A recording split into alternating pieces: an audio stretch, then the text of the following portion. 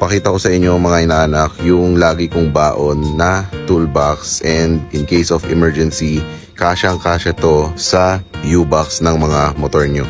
So what's up mga inaanak, andito tayo ngayon. Ito, may mabubudol naman ako sa inyo. Bagong item natin, which is yung 46 pieces na toolbox set na kasyang-kasya sa U-box ng motor natin. If wala man, pwede nyo dalhin lang to, kasya sa bag to, kasyang-kasya, ayan lang, ganyan lang siya kaliit. Pakita ko sa inyo muna yung mga laman yan. Buksan natin, yan. So kung makikita nyo, ayan siya. Meron siyang iba't ibang screw, flat screw, yung plus, minus, ayan. Tapos yung wrench, ito yung wrench niya. Tapos meron din siyang, hindi ko alam kung ano tawag dito pero ayan yung mga kasama niya. Ayan, pakita ko sa inyo.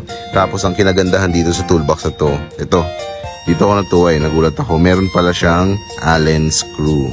Ay, Allen, tama ba Allen to? Ayan, basta yung parang pang, yung maliliit na, tama ba? Basta, Allen natatawag dyan. So, ayan, ito siya. So, sobrang kailangan ito for in case of emergency, dapat dala-dala nyo to. Tapos pakita ko na din sa inyo na kasyang-kasya yan sa U-box nyo. Hindi siya mag-take a lot ng space. Sarado muna natin. Tapos, yan, buksan natin yung U-box ng ating motor. Yun, kasado. So, ayan. Buksan natin. Pasensya na, medyo madumi. Ayan pa yung gloves, yung bote natin. Nagmarilaki kasi ako kahapon. Ayan, shoutout Batang C6. Tapos, ayan.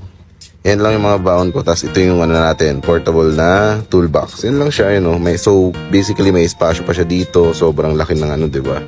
Nang pwede mo pang mapaglagyan ng ibang gamit. Ayan. Tapos sasara nyo. Ayan. Sobrang masasara lang siya. And with ease. Yon. So sa mga gustong bumili, ayan, available yan dito.